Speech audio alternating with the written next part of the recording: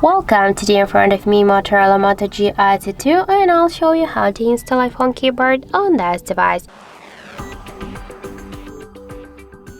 So let's just first open the Play Store application, and here in the search we'll enter the green Apple keyboard.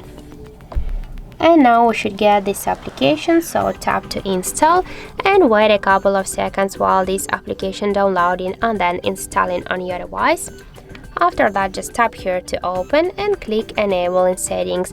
After that, tap here on the switcher once near the green Apple keyboard and click OK, again OK. After that, go back and tap to the switch input methods. Now just switch your currently keyboard to the green Apple keyboard. And now we can see that the process is finished.